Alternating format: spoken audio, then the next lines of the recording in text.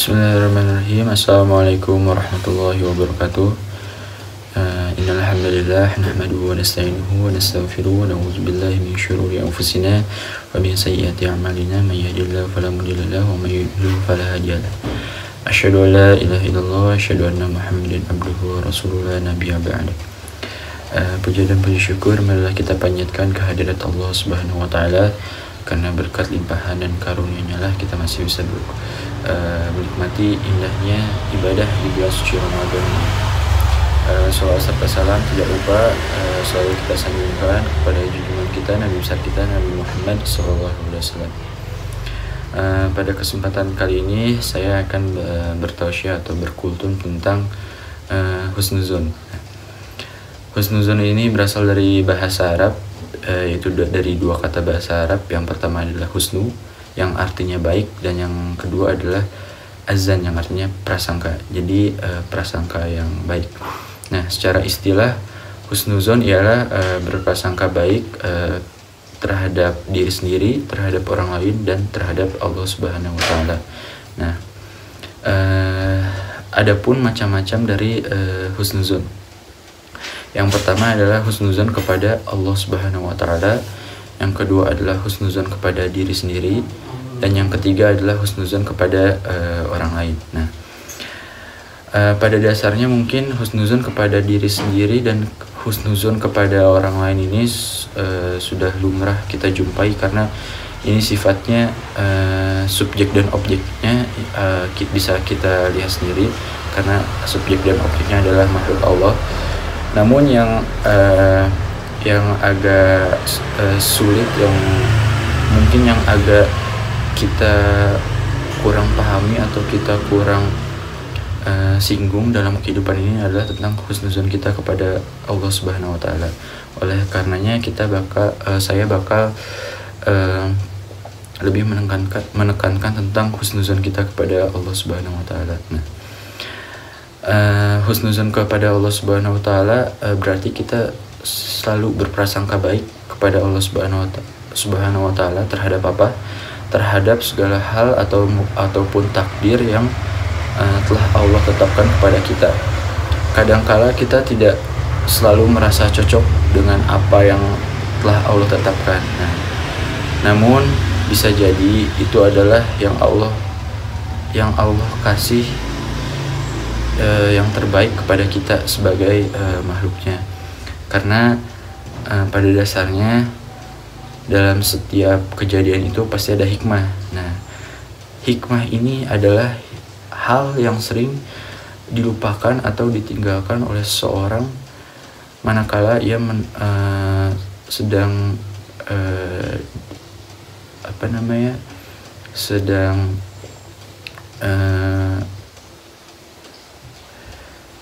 dilanda musibah atau aida. Nah, jadi hikmah ini adalah salah satu yang penting. Nah, saya mempunyai sebuah kisah tentang husnuzon kepada Allah Subhanahu wa taala. Nah, antara seorang kiai dan seorang pemuda. Nah, pada suatu hari datang seorang pemuda kepada seorang kiai. Lalu pemuda ini bertanya kepada kiai itu, "Wahai kiai, apakah Allah ini tidak adil?" Lalu si kiai itu kaget mendengar pernyataan si pemuda itu. Nah, lalu si kiai ini bertanya kepada pemuda ini, "Wahai pemuda, mengapa engkau berbicara seperti itu?" Lantas pemuda itu mengatakan bahwasanya saya telah berjuang, saya telah ikhtiar maksimal, saya telah berdoa di seperempat malam terakhir, dan saya juga telah melakukan banyak amal soleh, namun keinginan yang saya inginkan tidak saya capai, tidak dikabulkan oleh Allah. Nah, sedangkan teman saya yang kerjanya hanya berjudi, berfoya-foya, berbuat maksiat, itu dengan gampangnya dia mendapatkan apa yang diinginkan. Nah, lalu si kiai ini bertanya kepada si pemuda ini, "Wahai pemuda, apakah engkau pernah didatangkan oleh seorang pengamen iya pernah Kiai. Lalu si Kiai ini bilang bertanya, apakah yang akan kau lakukan jikalau pengamen ini suaranya jelek, terus penampilannya buruk, terus dia juga bau. Nah, apa yang akan kau lakukan?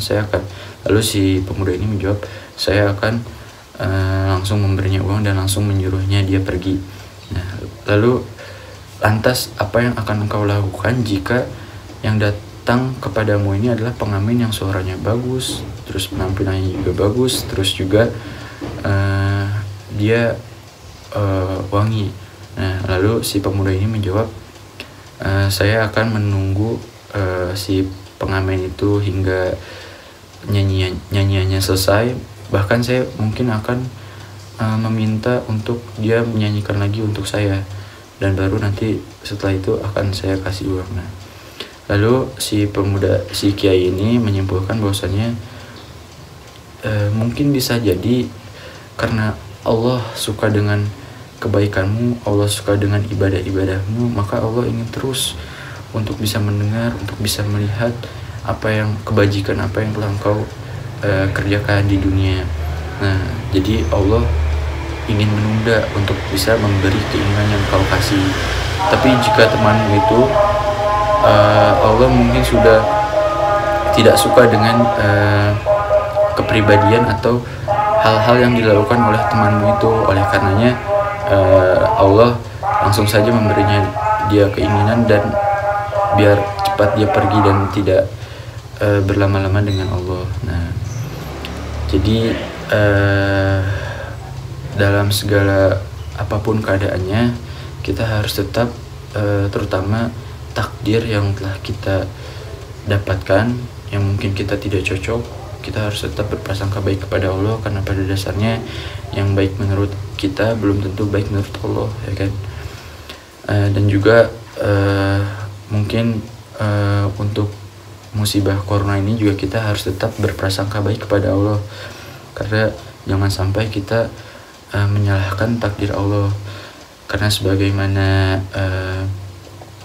firman Allah dalam Quran surat Asy-Syura ayat 42 yang artinya bahwasanya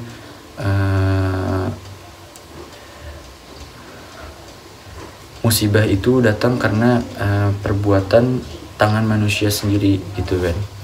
Jadi kita harus tetap berprasangka baik kepada Allah. Kita harus mengambil segala hikmah dalam segala kejadian ini dan wabah virus corona ini. Kita juga harus nantiasa terus menjaga sensitivitas kita kepada Allah. Yang masuk sensitivitas kita kepada Allah itu bahwasanya antara iman kita terhadap musibah yang terjadi ini harus sensitif.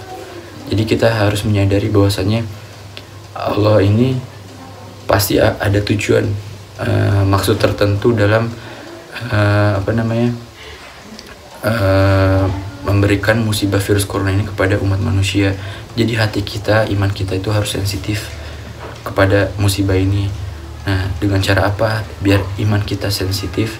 Dengan cara kita terus meningkatkan ibadah dan ketakwaan kita kepada Allah Subhanahu wa taala. Mungkin hanya itu yang bisa saya sampaikan.